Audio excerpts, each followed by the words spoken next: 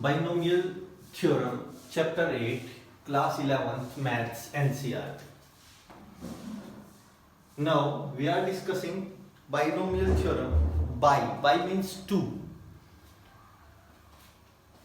जब हमारे पास two terms are given like as a plus b is two terms and their square, ये चीज हमने पढ़ी a plus b whole square, this a square plus 2ab plus b square is the formula of a plus b whole square, same as a plus b whole cube, a cube plus 3 a square b plus 3a b square and b raised to power 4, sorry b raised to power 3. इसी तरह से अगर हम a plus b raise to power 4 को explain करें तो हमें formula तो पता नहीं, तो हम कैसे एक्सप्लेन कर सकते हैं? This a plus b whole square and this into a plus b whole square, then इसको एक्सप्लेन करें, then a square plus 2ab plus b square and same thing this a square plus 2ab plus b square and multiply of both the terms, this a raised to power 4 this plus 2a cube b plus a square b square plus and then next term 2a cube b and this multiply to this 4a square b square and then next term this 2ab cube and next one this a square plus a square b square is multiply to this last, this a square plus b square plus 2ab cube and this b raised to power 4. इस term को अब हम इसी order में लिखेंगे तो एक जैसी पावर्स को हम लिखते चले जाएंगे, a raised to power 4 then 2a cube b and 2a cube b, this 2a cube b then 4a cube b and next one is a square b square then 4a square b square, this a square b square 5 और ये 6 plus 6 a square b square plus then this 2ab cube and this 2ab cube then 4ab cube and b raised to power 4. ये मैंने इसलिए explain किया कि मैं कुछ आपको इसके बारे में कुछ ऑब्जर्वेशंस बताना चाह रहा हूँ कि इसके बारे में हमारी क्या ऑब्जर्वेशन है. सबसे पहले जो हमारे पास ये पावर है इसको बोलते हैं हम इंडेक्स और यू कैन से पावर, आप दोनों ही चीजों में से कुछ भी बोल सकते हैं. This is index. सबसे पहले तो हमारे पास ये हमने इसको इंडेक्स ले लिया और जब हमने इंडेक्स लिया तो सबसे पहले हमारी ऑब्जर्वेशन हुई कि जो हमारा इंडेक्स है, index is 2 then number of terms 1 2 3 terms are there. अगर हमारे पास इंडेक्स 2 है तो टर्म हमारे पास 3 है. नेक्स्ट में हमारे पास इंडेक्स 3 है, 1 2 3 4 टर्म्स हमारे पास है. इसका मतलब अगर इंडेक्स हमारा 3 है तो हमारे पास टर्म कितनी है 4. उसके बाद अगर हमारे पास 4 है तो टर्म कितनी आनी चाहिए 5, 1 2 3 4 5. इसका मतलब फर्स्ट ऑब्जर्वेशन है हमारी, फर्स्ट ऑब्जर्वेशन क्या, if index is equal to n then number of terms number of terms is equal to n plus 1, एक ज्यादा होगी। ये पहली ऑब्जर्वेशन है। दूसरी ऑब्जर्वेशन क्या है? The second observation.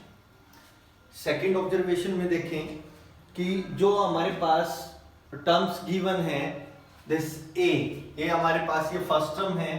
First term को देखें, ये फर्स्ट टर्म ए, फिर ये ए स्क्वायर है, ये ए है, यहाँ ए रेज टू पावर 0 है। नेक्स्ट में देखें A cube A square A raise to power 0। इसका मतलब क्या है कि हमारे पास जो ए की टर्म है from left hand side to right hand side, जब हम लेफ्ट हैंड साइड से राइट हैंड साइड में जा रहे हैं, that means left to right, this left to right जब हम जा रहे हैं, तो उसी टर्म में हमारे पास ए की वैल्यू क्या हो रही है? Increase from left to right. हमने क्या ऑब्जर्व किया? ऑब्जर्व किया कि ए की जो वैल्यू है, ए की जो पावर है वो डिक्रीज हुई, दैट मीन्स डिक्रीज हुई। और जो बी है, बी का आप देखो, यहाँ बी की पावर 0 है, यहाँ 1 है, यहाँ 2 है, यहाँ 3 है, इसी तरह से यहाँ 0 है, यहाँ 1 है, यहाँ 2 है, दैट मीन्स बी की पावर क्या हुई? इंक्रीज हुई। दो ऑब्जर्वेशन आई हमारे पास। थर्ड ऑब्जर्वेशन क्या है?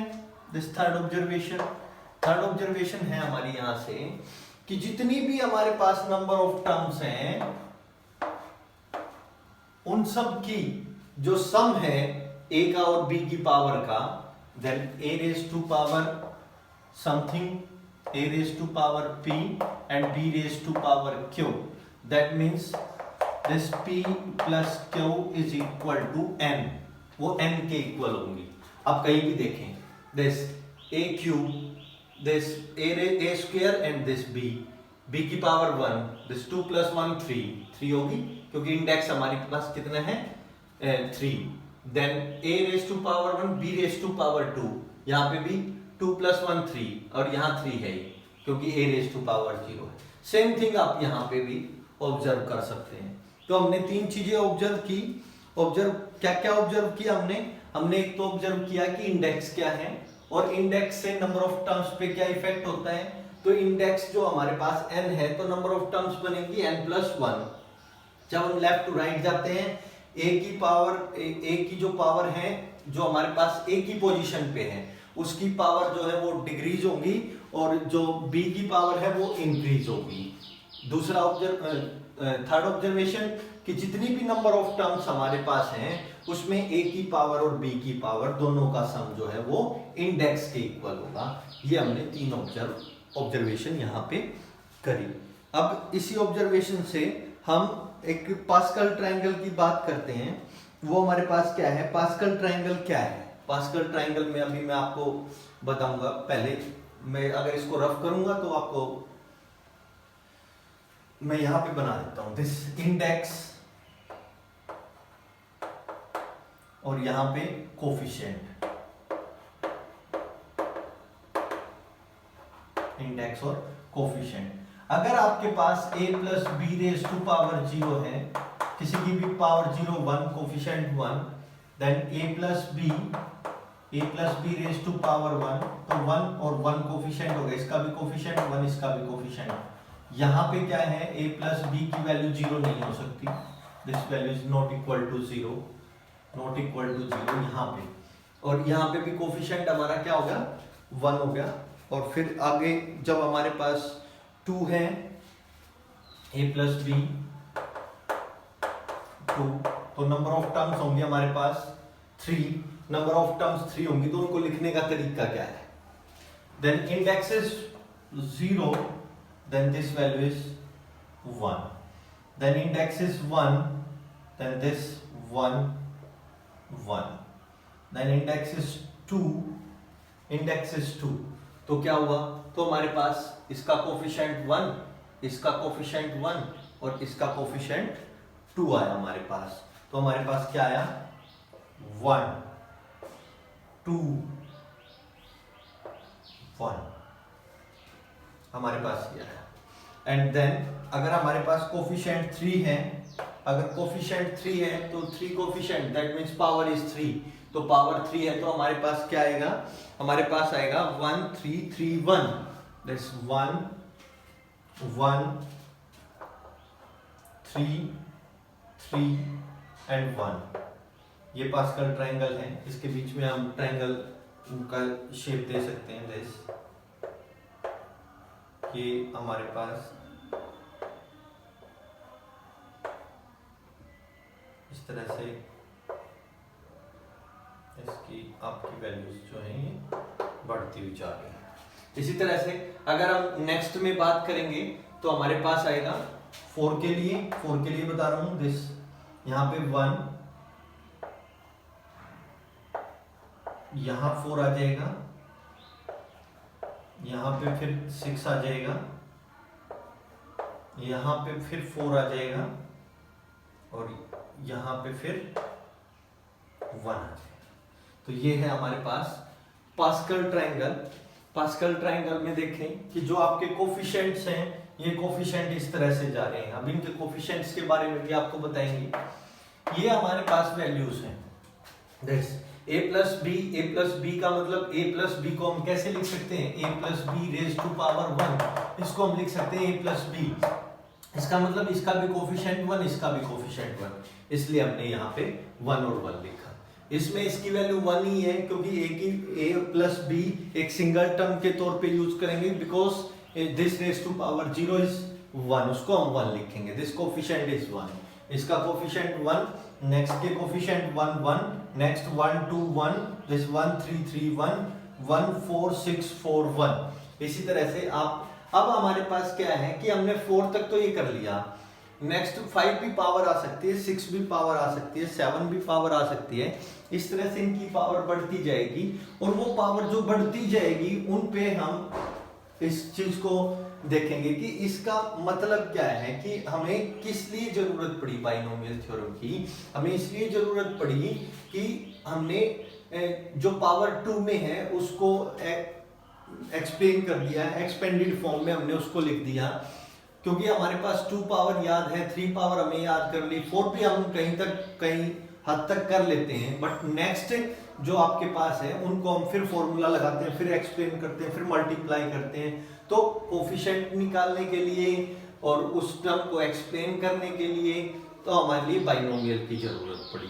तो इससे हमने, जो हमारे मैथमेटिशियन हैं उन्होंने इसमें कुछ इस तरह से एक दूसरे से रिलेट करके और इसको बनाया, जिसको अब हम पढ़ रहे हैं।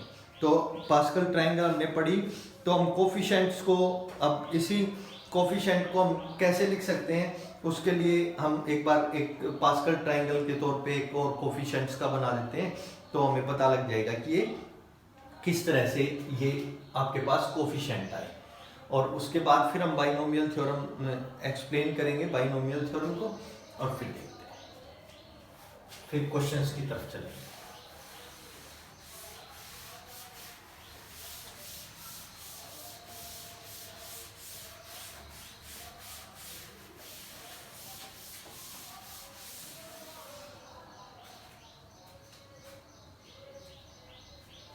हमने अभी लिखा, हमने इंडेक्स लिखा, और इंडेक्स में हमने लिखा 0 1 2 3 और 4। फिर हमने कोफिशिएंट लिखे थे,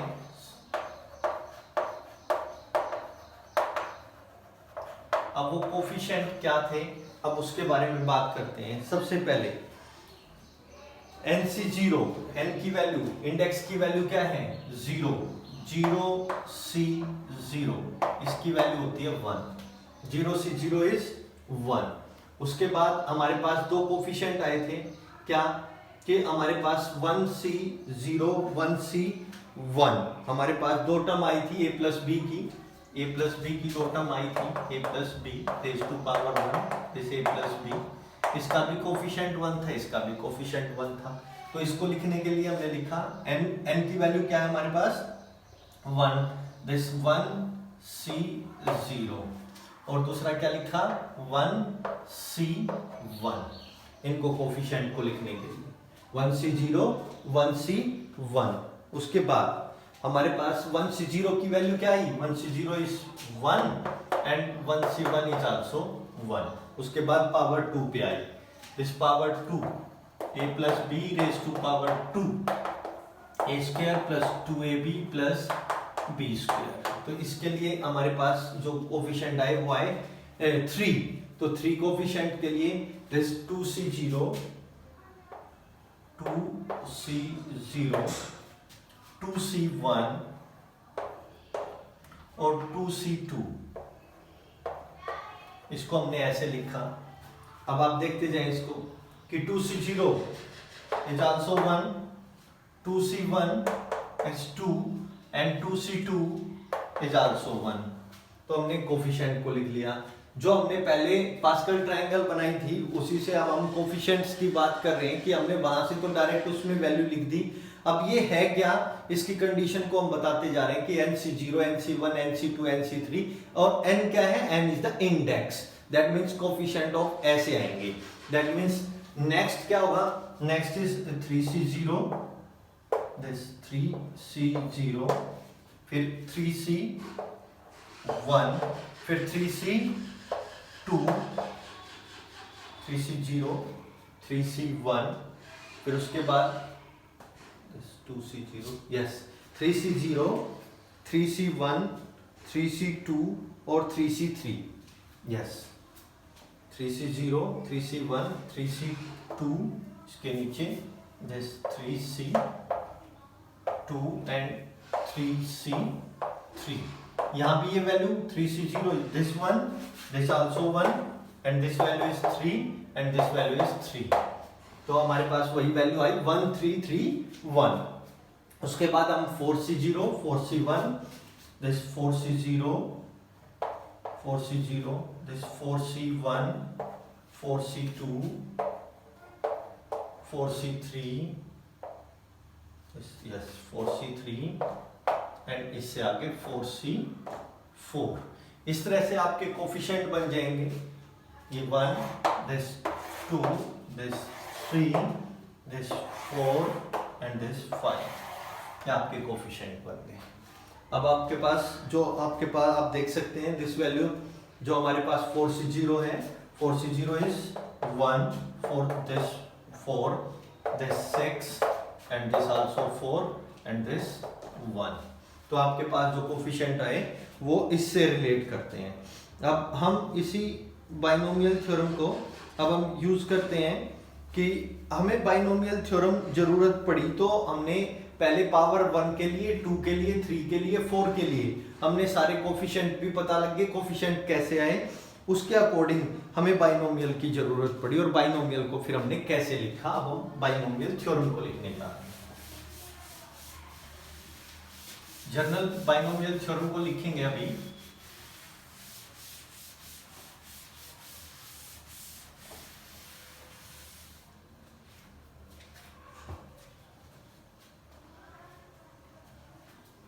For integer n, a plus b raised to power n, for all integers के लिए ये सिर्फ आपके पास इंटीजर्स के लिए चलेगी, वो भी पॉजिटिव इंटीजर्स के लिए। फ्रैक्शन पावर में हमारे सिलेबस में नहीं है तो हम सिर्फ पॉजिटिव इंटीजर्स के बारे में ही इसको लेंगे। हमारे सिलेबस में जो वैल्यू है n की वो इंटीजर्स हैं, तो इंटीजर्स से हम पढ़ेंगे। दैट मीन्स हमारे पास कोई वैल्यू फ्रैक्शन में नहीं आएगी। ये a और b की वैल्यू फ्रैक्शन में हो सकती है but n is not in fraction. Then a plus b raise to power n, this nc0 a raise to power n plus and b raise to power 0, nc1 a raise to power n minus 1 b raise to power 1 plus nc2 a raised to power n minus 2 b raised to power 2 plus so on up to what, ncn a raised to power 0 and b raised to power n। आप check करें जो हमने जो observation की थी, according to this observation कि जो हमने बाइनोमियल की उस बाइनोमियल में आप चेक करें कि जो हमारे पास वैल्यूज हैं, this values nc0, nc1, nc2, nc3, ncn तक हमारे पास ये कोफिशिएंट्स हैं, और a raised to power and b raised to power 0 are the values of this index, and sum of both the a raised to power and b raised to power is n, all the terms. यहाँ पे देखें, इसको मैं ऐसे लिखेंगे nc0 a raised to power n, b raised to power 0 is 1, nc1 a raised to power n minus 1, b raised to power 1, nc2 a raised to power n minus 2, b raised to power 2, and so on up to ncn a raised to power 0 is 1, this b raised to power n. यहाँ पे आपने a plus b raised to power n को ऐसे लिख दिया, this is the binomial theorem. ये nc0, nc1, nc2, nc3 are the coefficient of these terms. और ये आप देखें पावर्स को देखें, power this a raised to power n, यहाँ पे n minus 1 plus 1, यहाँ भी आपके पास n वैल्यू है, यहाँ इन दोनों को ऐड करेंगे तो भी पावर्स को ऐड करने से हर एक टर्म की पावर जो है वो n बनेगी. दूसरा, आप यहां से आप ऑब्जर्व कर सकते हैं, दिस जो हमारे पास यहाँ पे नीचे 1 है तो b की पावर 1 है, यहाँ पे पावर 2 है तो b की पावर 2 है, यहाँ n है तो b की पावर n है, ऐसे भी आप इसको ऑब्जर्व कर सकते हो. तो ये डिफरेंट आपके पास तरीके हैं इसको करने के. तो आपके पास ये बाइनोमियल थ्योरम की स्टेटमेंट है कि जो आप यूज करेंगे. उसके बाद अगर हमारे पास यही वैल्यूज माइनस में आ जाए, दैट मीन्स a और a की वैल्यू जो है वो, मैं इसको ऐसे लिखता हूं, this a is equal to x, and b is equal to minus y. अब हमारे पास x minus y raised to power n आ जाए तो मैं इसको कैसे लिखूं. अब आपको क्या करना है, इसको लिखने का आपके पास तरीका है. आप इसको ऐसे लिख सकते हो, x प्लस, क्योंकि आपके पास फॉर्मूला प्लस का है, this minus y raise to power n. Is that clear? कि जहां भी हम y लेंगे, y के कोफिशिएंट जो -1 है उसको उसके साथ में लेंगे और उसके साथ में ही लेते हुए चलेंगे. This like as nc0 x raise to power n, then y raised to power 0, this plus nc1, this minus a raised to x raised to power, this x raised to power n minus 1, minus y raised to power 1, this nc2, this x raised to power n minus 2, this minus y raised to power 2, and plus nc3 x raised to power n minus 3 and y minus y raised to power 3, and plus so on up to this ncn x raised to power n minus n and y raised to minus y raised to power n. अब इसके according अगर हम इसके sign को देखें तो sign देखना अभी क्या होंगे, this nc0 x raised to power n plus nc1, this x raised to power n minus 1 minus y raised to power 1, this value is negative, क्योंकि y की पावर 1, जब भी y की -1 की पावर ओड नंबर आएगी तो this total term is negative. तो ये टर्म हमारे पास क्या आ जाएगी, negative. This plus nc2 x raised to power n minus 2 and y square, minus 2 bar multiply होगा तो प्लस हो जाएगा. This nc3 x raised to power n minus 3 minus y raised to power 3, तो minus y 3 बार multiply होगा तो वो क्या बन जाएगा, नेगेटिव बन जाएगा. तो ये हमारे पास एक प्लस की टर्म, एक माइनस की, एक प्लस की, एक माइनस की, एक प्लस की और एक माइनस की. बट हम लास्ट की टर्म को हम कुछ नहीं लिखेंगे, दिस हम उसको लिखेंगे ncn minus y raised to power n, क्योंकि इस लास्ट टर्म के बारे में मुझे नहीं पता. इफ n is odd, अगर n की वैल्यू odd होगी, अगर n की वैल्यू odd होगी तो ये टर्म नेगेटिव होगी, और n की वैल्यू इवन होगी तो ये टर्म पॉजिटिव होगी, इट्स डिपेंड्स ऑन n। तो अभी मैं यहाँ पे साइन नहीं लगा सकता कि ये नेगेटिव होगी या पॉजिटिव होगी। तो इस तरह से अगर आपके पास नेगेटिव वैल्यू में भी कोई वैल्यू आ जाती है तो आप इजीली उसको सोल्व कर सकते हैं। फिर अगर इसकी जगह पे आपके पास 1 प्लस एक्स की टर्म आ जाए तो आप क्या करेंगे? 1 plus X raise to power n।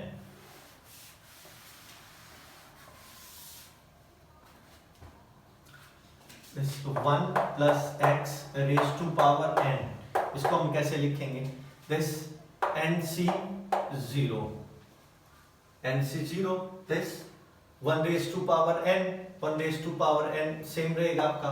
This nc1, 1 raised to power n minus 1, x raised to power 1 plus nc2, x raised to power 2, nc3, x raised to power 3 plus nc4, x raised to power 4 and so on up to ncn, x raised to power n।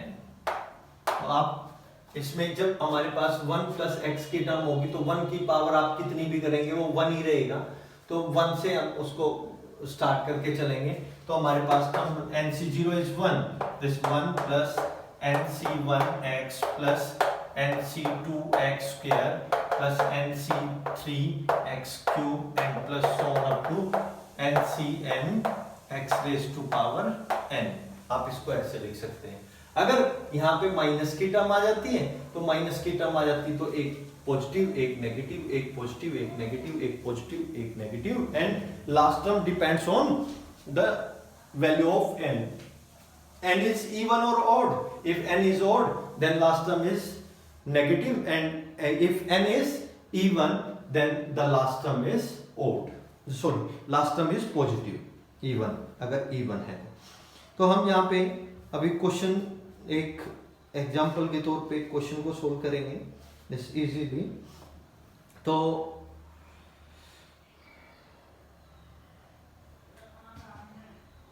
Exercise 8.1 he start करते हैं, उसका एक question यहाँ पे easily solve हो जाएगा हमारा।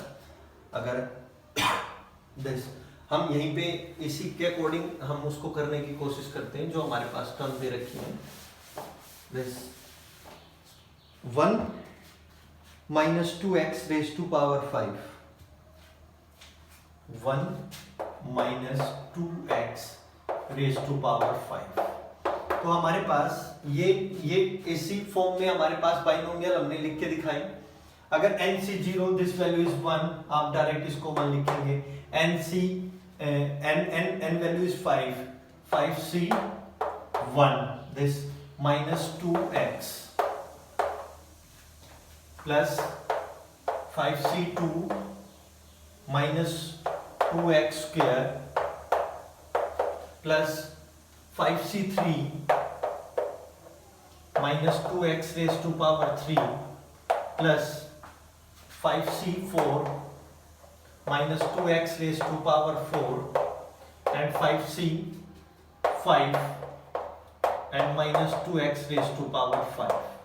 ये हमने बाइनोमियल, पहले बाइनोमियल लिखी प्लस के टर्म में 1 plus X raise to power n की, और जहां पे x था वहां पे हमने 2x की वैल्यू पुट कर दी, और 2x की वैल्यू पुट करने के बाद ये बाइनोमियल हमारी एग्जैक्ट बाइनोमियल थ्योरम है।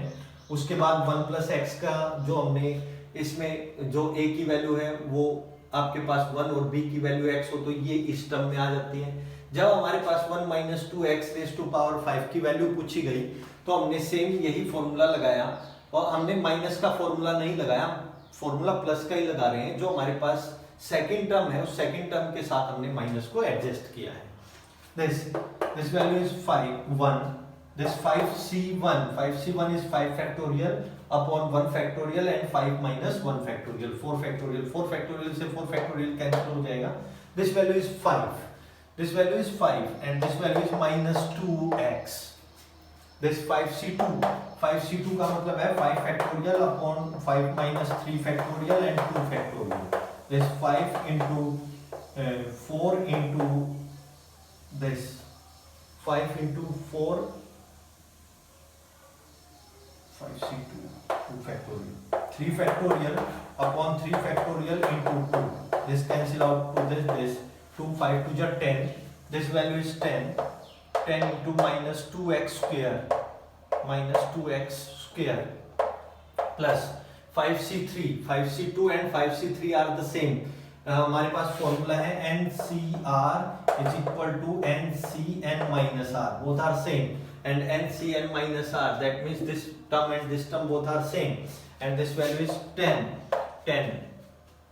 minus 2x raised to power 3 plus next 5c4 is also 5 because 5c4 and 5c1 both are same. This 5c4, this 5c4 and this 5c4 minus 1, 5 minus 4, this value is 1. 5c4 and 5c1 both are same, then this value is 5 into minus 2x raised to power 4 plus 5c5 is 1 minus 2x raised to power 5. अब हम इसको solve करते हुए चलते हैं. Then this value is 1, 5 to the 10 minus 10x. This value is 2 to the 4. This value is positive.